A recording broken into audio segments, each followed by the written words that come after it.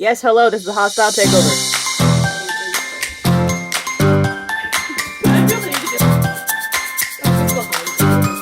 If nothing else, this will make great B-roll footage. The footage that I get of just myself is just constantly an aside, an aside, an aside, an aside.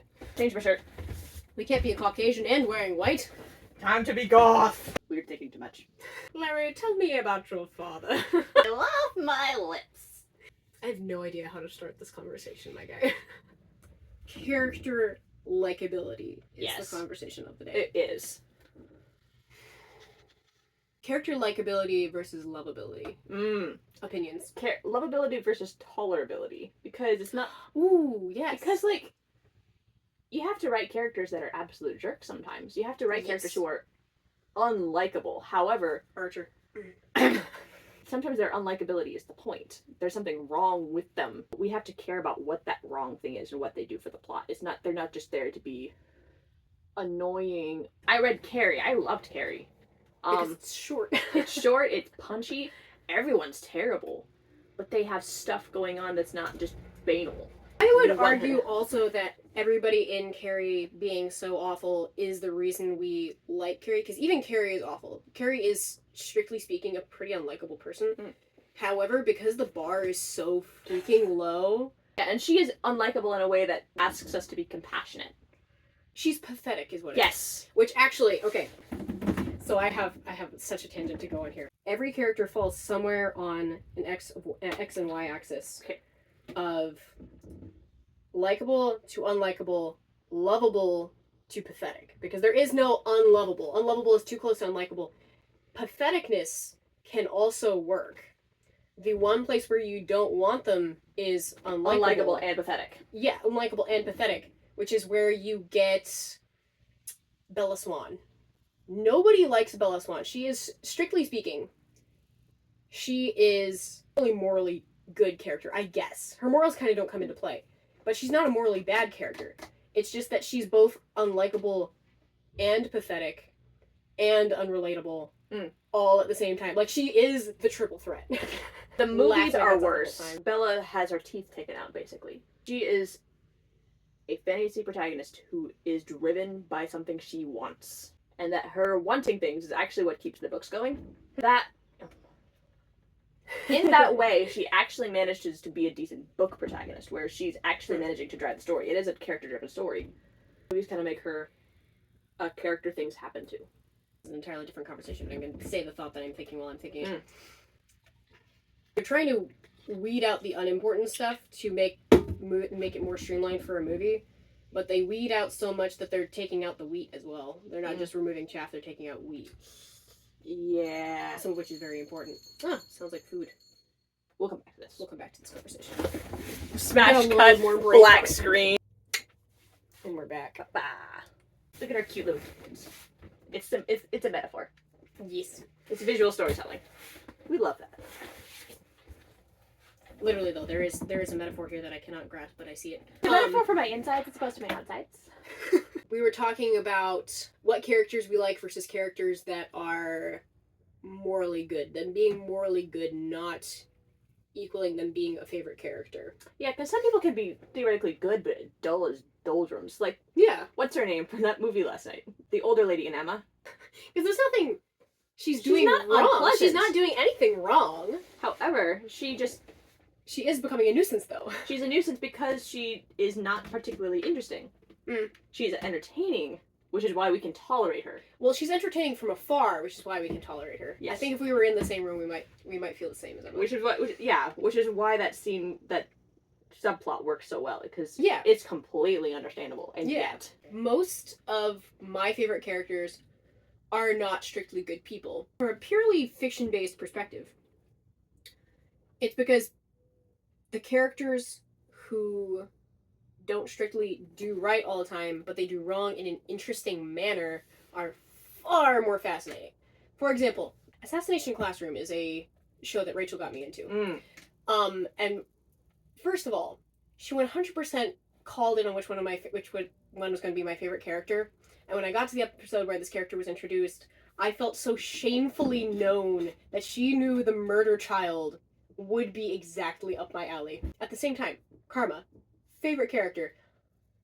Utterly lost in this world because this kid believes that no authority over him is ever going to legitimately care about him. So he is thoroughly willing to try to murder the teacher. Anarchist baby. Yes, yes. He thoroughly believes that no authority over him is ever going to care about him because they never have. As a result of that, he's become an extremely violent child who lusts after blood because, like, literally, he inflicts violence upon his other classmates. Mother to crave violence. Yes, he does. In, like, such a troubling way. And that is, yes, morally wrong. However, the fascination watching this child was incredible. One of his introductory moments is throwing himself off a cliff to see if the teacher will save him. Because if the teacher tries to save him, he's got a knife. And either way, he has power over them. Yeah, and immediately I was like, fascinating. Tell me more. Yes. Wow. And there's nothing good about that, however, it is fascinating. Yes. Which is your point. Yes, which is my entire point. That all of my favorite characters, their morality can be all over the scale so long as whatever they are doing in an interesting manner. And even more than that, in a sort of sensational manner. Like, I've never seen that before. Yeah. I want to see it more.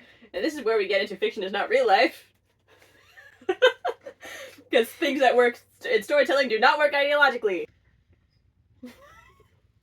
But yes, characters doing bad things but in an interesting manner, because I would say that Frank Churchill is a hateable character, yes.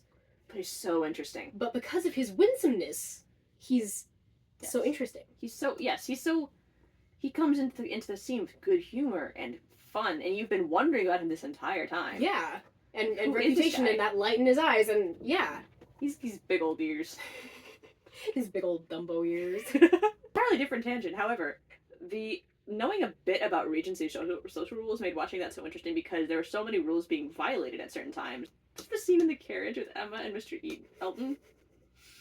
I was wailing. This was a whole thing last night where I was just sitting there like, why are we doing this? Where are their chaperones? That's Staff awful. don't count, they're outside. It's almost like a Home Alone No one set thought up about for this Emma, scenario. which is ironic. Everybody was panicking, so everybody left. There was only one carriage left and two of them, and she believes she is in control of every situation, so she never thought it could be dangerous. And then it was. The irony that everyone forgot about Emma. Painful, actually. Yes, that's hysterical. Yet again, they were all caught up in their own world. Yet again, evidence that she's not in control all the time, despite the fact that she's such a narratively present personality. Yeah. Also, another example of people being unlikable and yet fascinating. Yes. Speaking of which, she is what a character. Because, like, if I met her in real life, I wouldn't have been able to stand that girl. I would have violated every single social rule that Regency period expected of people. Like, you guys feel like you're caught up in this conversation. I'm turning around and leaving. Goodbye. Autism's out of there. Well, because that's no longer so much of an expectation now, because we interact with strangers in a meaningless context far more often. Where now. I could say, I am no longer comfortable in the conversation, goodbye. Or, like, I have something important to do. I just remembered something that I forgot to do yesterday and shan't be able to do it tomorrow, so I think I should have to go and do it now. Goodbye, poo. Well, there's a sort of social anarchy now. Yeah. You know? Yeah, and that is also in a lot of ways that's a cultural failing. Actually a bad That's thing. a cultural failing. However, Regency social rules compared to modern social rules, there is a happy medium in there somewhere. Oh, that's still on. Oh yeah, I was watching Conserve battery life, Your Honor. Wait, is mine still on? It is. This camera angle is gonna like keep changing throughout the whole video. Because the trailer keeps jostling. Yeah, because we keep jostling it. We're being too spastic. Wouldn't change it for the world. Clickety clackety, baby. Clickety clackety. I thoroughly believe that likability is all about framing, and framing comes precisely from your POV character. Whatever her name is in Emma, if this makes it into the final video, I'm gonna have to keep putting her face on the screen. She is not unlikable, and in fact, in the right context with the right character who legitimately loves her, she could even be so unlikable. And from that character's perspective, Emma would be so hateable. I mean, however. Because she already is. But we would think of Emma as the villain, even though she already is. We'd think of Emma as the villain because she is such a unpleasant feature in that, for What's Her Name's life. I have to Google it now. She's pleasant under a microscope. Or if you were seeing her through, say, Knightley's eyes, who knows full well she can be better because she does care about people, but she cares about herself so much more. She cares about her own influence so much more. Miss Taylor? Question mark? Miss Taylor? Question mark. You know what's going on as soon as she comes on screen. It is hysterical. It's the constant run-on sentences, which is something I noticed in the novel, but I didn't realize it was intentional because reading comprehension. And I was like, oh my gosh, like, characters have been talking for 3 pages with no paragraph break. This is ridiculous. I was just mad at, like, the style of the time because I assumed that's all it was. I didn't realize it was, in fact, until the other characters started talking about it. They're so on purpose, though. It's so funny. Keep studying your own framing. It's like, are we okay here? Did we look relatively human? That's the problem with, well, why would we? Fair point. We are but creatures of the deep. I love that this randomly became a literary analysis of a movie I had only just watched last night and never read the book for. Because, like, that was so timely. It was really all about people who were generally unlikable, however fascinating in the context. Austen, so good at characters. Well, because she loves people. She watched people. Well, honestly, yeah. She loved people, but she also disdained people, which is why you end up with so many hateable characters. So many, like, stupid people caught up in their own little world. Tell me you're a bored rich person without telling me you're a bored rich person.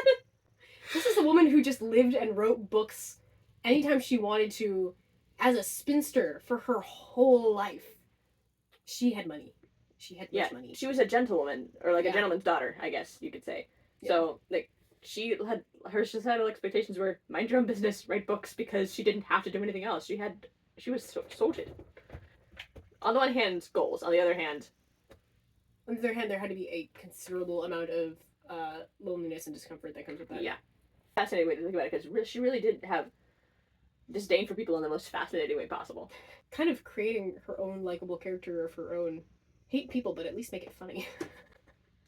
And then all the randomly really nice ones are all named Jane. Why would you open my eyes to this? Oh no! Oh no! Oh dear me! Not the most obvious self-insert that I've never noticed before. I read something a long time ago about likability in technically hateable characters being a lot about catharsis. You lie, Jamie. Yes! That is the one.